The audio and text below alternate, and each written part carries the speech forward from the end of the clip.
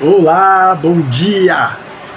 Vamos continuando nossas devocionais. Hoje, 2 Coríntios, capítulo 7 a 9 e Provérbios de número 25, dia 23 de fevereiro, nosso 50º dia de leitura. Que o Senhor possa falar poderosamente com a gente, né? Falar poderosamente conosco. Amém? Se você tiver com a tua Bíblia aí, pega ela para nós lermos juntos.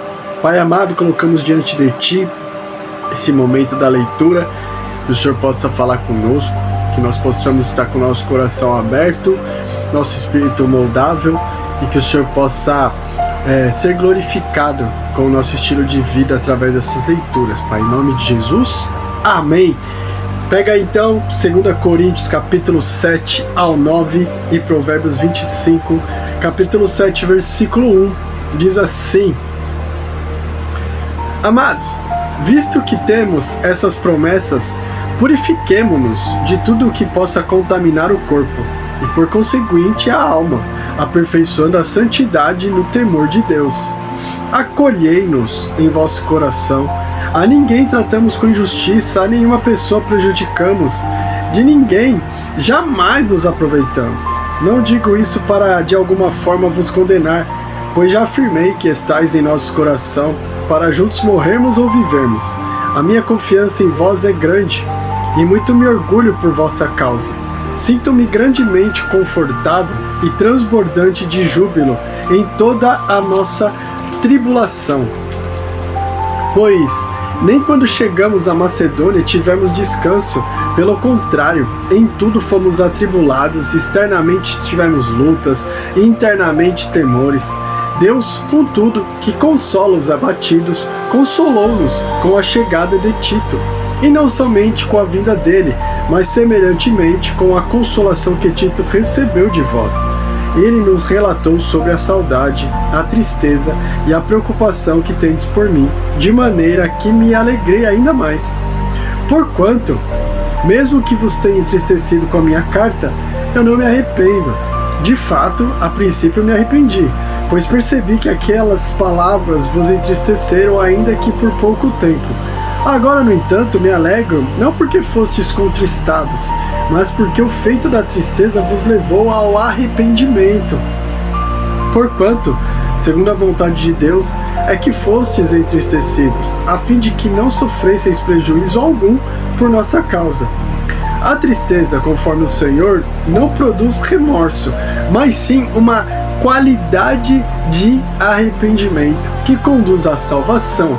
Porém, a tristeza do mundo traz a morte.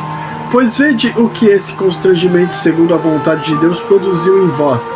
Que dedicação, mas igualmente que defesa própria, que indignação, que temor, que saudade, que preocupação, que anseio por ver a justiça estabelecida.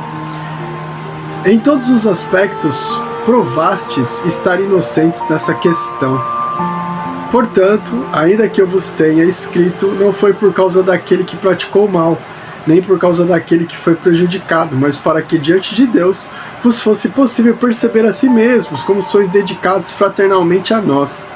Por todas essas manifestações de afeto fomos revigorados, além do ânimo que recebemos, alegramo-nos muito, mais ao contemplar a alegria de Tito, porquanto sua alma semelhantemente foi contemplada com o encorajamento que recebeu de todos vós.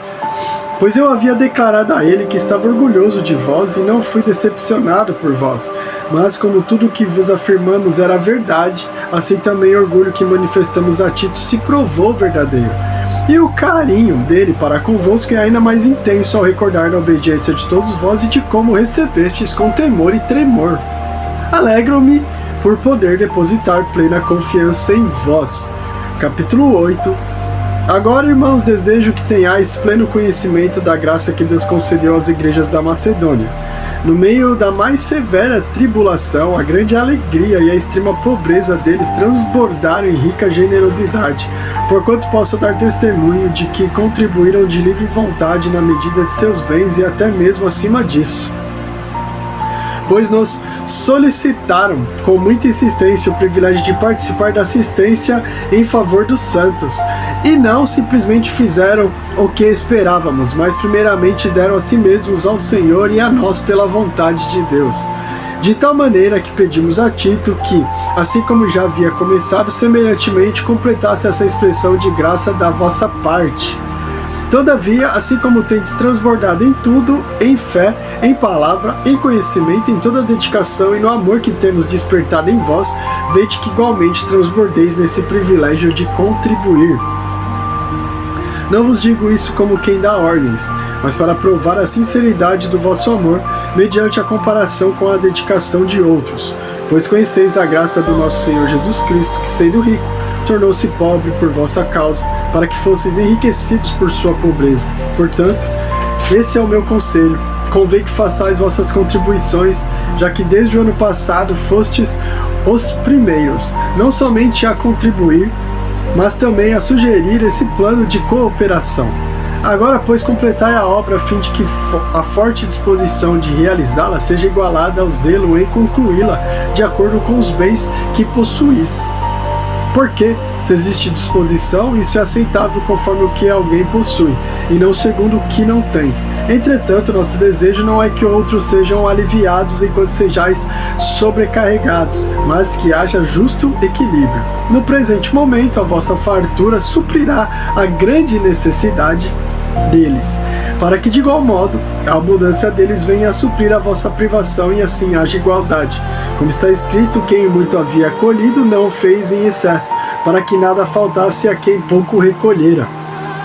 Agradecemos a Deus por ter colocado no coração de Tito a mesma dedicação por vós, pois Tito não apenas aceitou a nossa solicitação, mas já partiu para vos visitar, com muito entusiasmo e por iniciativa própria. E juntamente com ele estamos enviando o irmão que é recomendado por todas as igrejas por seu serviço ao Evangelho. E não apenas por esse motivo, mas ele também foi escolhido pelas igrejas para ser nosso companheiro de viagem, enquanto ministramos essa graça para a glória do Senhor e para demonstrar nossa boa vontade. O nosso cuidado é evitar que alguém nos acuse em relação ao modo de administrar essa generosa oferta, pois estamos empregando todo o zelo necessário para fazer o que é correto, não somente aos olhos do Senhor, mas também perante aos olhos dos homens.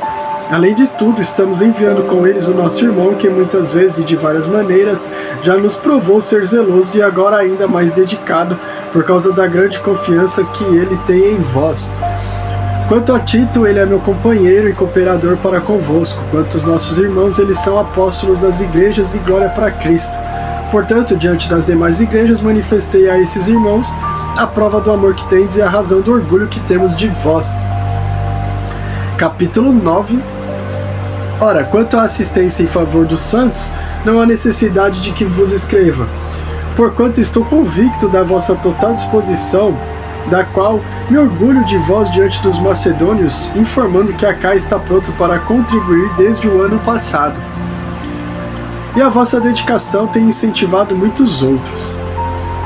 No entanto, estou enviando esses irmãos com o propósito de que nosso orgulho por vós nesse aspecto não se torne inútil, a fim de que estejais preparados, como afirmei que de fato estariam, a fim de que, se alguns macedônios forem comigo e os encontrarem despreparados, nós, para não vos mencionar, não sejamos envergonhados por tanta confiança que depositamos em vós.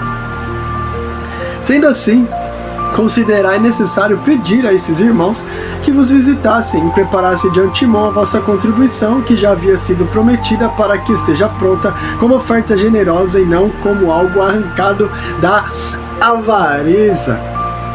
Lembrai-vos, aquele que pouco semeia, igualmente colherá pouco, mas aquele que semeia com generosidade, da mesma forma colherá com fartura. Cada pessoa coopere conforme tiver proposto em seu coração, não com pesar ou por constrangimento, pois Deus ama o doador que contribui com alegria. Certo de que Deus é poderoso para fazer que toda a graça vos seja acrescentada, a fim de que em todas as áreas da vida, em todo o tempo, tendo todas as vossas necessidades satisfeitas, transbordeis em toda boa obra. Como está escrito, distribuiu, doou dos seus bens aos necessitados, a sua fidelidade será eternamente reconhecida. Aquele que oferta a semente ao que semeia e pão ao que tem fome, também vos suprirá e multiplicará a semente e fará desenvolver os frutos da vossa fidelidade. Sereis enriquecidos em todas as áreas das vossas vidas, a fim de que possais ser generosos em qualquer ocasião e por nosso intermédio a vossa boa vontade resulte em ações de graças a Deus. Porquanto, ao ministrar essa assistência, não apenas estáis suprindo as necessidades dos santos, mas semelhantemente promovendo o transbordamento de variadas expressões de louvor e gratidão a Deus. Por intermédio dessa prova de verdadeiro serviço ministerial, muitos outros louvarão a Deus pela obediência que acompanha a vossa confissão do Evangelho de Cristo e pela generosidade do vosso coração em compartilhar vossos bens com eles e com todos os outros. E eles, orando em vosso favor, demonstram a profunda afeição que têm por vós por causa da extraordinária graça de Deus que vos foi concedida. Graças a Deus por nos haver oferecido seu maior e mais indescritível dom. Até aí, agora vamos finalizar a leitura de hoje com Provérbios 25. São outros conselhos que Salomão tem dado, né? E ali nós vamos ler Provérbios 25, que diz assim, a partir do versículo 1. Estes são outros provérbios de Salomão, os quais foram transcritos pelos servos de Ezequias, rei de Judá. A glória de Deus é ocultar certos conhecimentos. Tentar desvendá-los é a glória dos majestosos. A altura do céu, a profundidade da terra e o coração do soberano são lugares insondáveis. Tira as escórias da prata e ela ficará absolutamente pura. Tira o ímpio da presença do rei e seu trono se firmará na justiça. Não te vanglories diante do rei, nem reivindiques um lugar entre as pessoas mais importantes, pois é muito melhor que o próprio rei te convide. Sobe até aqui do que seres humilhado na frente das autoridades. Não conduzas precipitadamente alguém ao tribunal, pois como agirás caso teu oponente te desminta? Busca resolver tua causa diretamente com teu próximo, mas não reveles qualquer segredo de outra pessoa. Caso contrário, quem te ouvir poderá te difamar e jamais recuperarás tua reputação. Maçãs de ouro com enfeites de prata e a palavra falada em tempo oportuno, anel de ouro ou colar de ouro fino é a censura do sábio para o ouvido atento. Como o frescor da neve num dia de ceifa é um mensageiro fiel para quem o envia, ele reconforta a vida do seu senhor. Nuvens e ventos e nada de chuva, assim é a pessoa que promete, mas não cumpre. Com paciência dobra-se o magistrado e a língua macia pode quebrar ossos. E encontraste mel? Come o suficiente para que não fiques enjoado e o vomites. Teu pé seja raro na casa do teu próximo, para que ele não se enjoe de ti e venha a te odiar. Assim como uma arma, uma espada ou uma flecha aguda é o perigo daquele que diz mentiras contra o seu próximo. Dente que balança e pé deslocado são atitudes semelhantes a confiar no traidor no dia da aflição. Como tirar a própria roupa num dia de frio ou derramar vinagre numa ferida é ter de cantar com o coração entristecido. Se o teu inimigo tiver fome, dá-lhe de comer. Se tiver sede, dá-lhe de beber. É procedendo assim que amontoarás brasas vivas sobre a cabeça dele, e Yahvé, o Senhor, te recompensará. Como o vento norte traz chuva, assim a língua fingida provoca olhar irado. Melhor é viver solitário num canto sob o telhado do que repartir a casa como uma mulher briguenta. Como água fresca para a garganta sedenta, é a boa notícia quando chega de uma terra distante.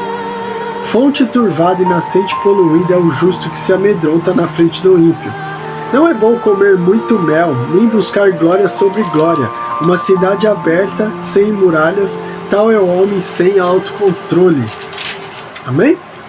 Glória a Deus. Pai amado, muito obrigado pela tua palavra, pelas escrituras, pela sua voz falando conosco. Que o Senhor possa nos direcionar nesse dia, que o Senhor possa ser exaltado, glorificado, que nós possamos viver para isso, para exaltar a tua santidade, Pai. Fica conosco, nos direciona, proteja e conduza em todas as nossas vidas, em nome de Jesus. Amém e amém. Deus abençoe.